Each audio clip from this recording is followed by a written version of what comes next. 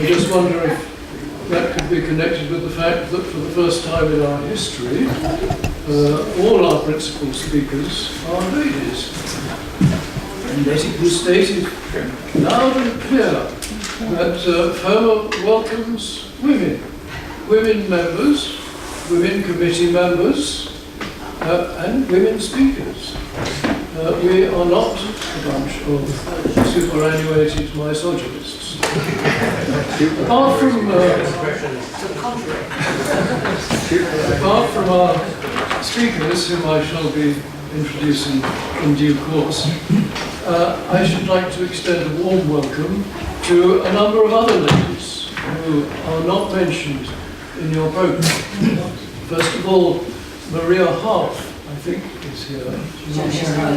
Okay, she's not here yet, but she will.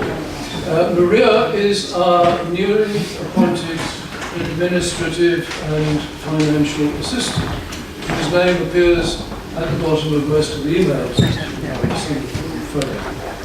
You go first. Also here, or rather, I should say, soon to be here, is Lisa Sinclair from Cambridge University Press, who is representing the publishers of my new book, of which more later. Speaking of publishers, Lucy Melville of Peter Lang is here too. Lucy succeeded me as publishing director of that company, and she continues to publish the proceedings of our Mattingly conferences. Also here is Sister Theophanis, who has accompanied Sister Theoctiste from the monastery of St. John the Baptist near Larissa in Greece. All of you are very welcome. But now let me introduce our first speaker for today, Sister Theoctiste from the Women's Monastery near Larissa. She's already quite well known to many of us from several of our pilgrimages. About 15 years ago, I suppose, a group of our members actually stayed in her monastery, and since then she's accompanied us on, I think, 2 other pilgrimages, those to Egypt and to Cappadocia, if I remember rightly. And she spoke at our Mattingly conference in 2013. She's English by birth and a graduate of this very college, where she studied for a degree in PPP, I think it's called, which stands for Psychology, Philosophy and Physiology, if that's correct. PPE? PPP. Philosophy, PPP, yes. She went on to study for a doctorate at the Pontifical Liturgical Institute in Rome, where she discovered her spiritual roots in orthodoxy and especially in monasticism. Today, she's going to speak to us about the life and work of her monastery in Greece, and also about the recent restoration of its 16th century church and its beautiful frescoes. So, without more ado, let me hand over to Sister Theoctiste. Welcome. Thank you very much.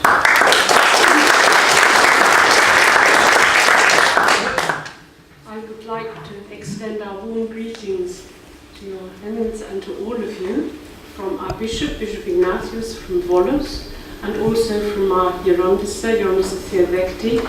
She and our community are accompanying us today in their prayers. So I'd like just to tell you a little bit of history while I'm showing some photographs so that you can see the importance of this monastery. Here, this is the new building. This is the new church. And here was is the old monastery that at that stage was still a ruin. Here at the back is where we have our farm. So this is Mount Ossa, this is Mavrovuni, and this is Pilion. So anybody who goes to Volos knows that we are near Pilion. So the monastery of St. John looks back on a very long monastic tradition. As early as the 9th century, Mount Ossa, or Kisavos, with its foothills, was known as the Mountain of the Kelia, the Mountain of the Hermits. The old monastery was built on the foundation of one of these cells, and there are literary and archaeological testimonies for these monastic settlements. You can see it's quite a big settlement. At the time of the Norman occupation of Thessaly in the 11th century, Emperor Alexius of Constantinople set out with his army to liberate the city of Larissa. His daughter, Anna Komnene, reports in detail the route of the imperial army. To reach Larissa unnoticed, her father decided to cross over the top of the mountain.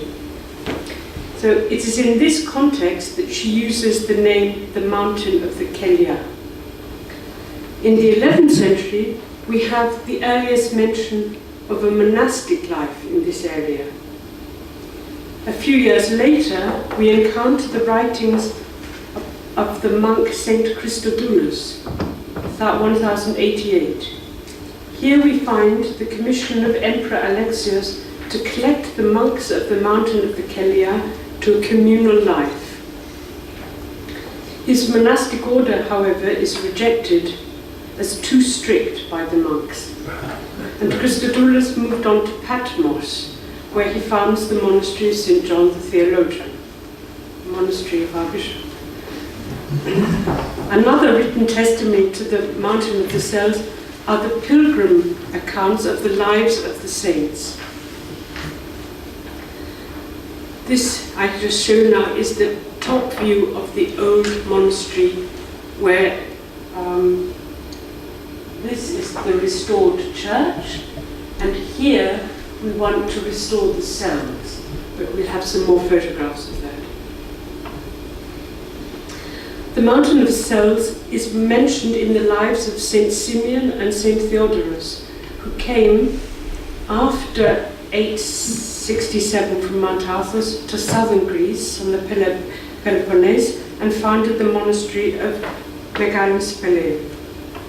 The saints Barnabas and Sophronius moved in the other direction from Athens to Asia Minor and stopped on their way in the Kelia of Kisivos. There they met the priest-monk Pachomius, who told them of their life. Without knowing anything from them, he prayed over them and wished them a blessed journey.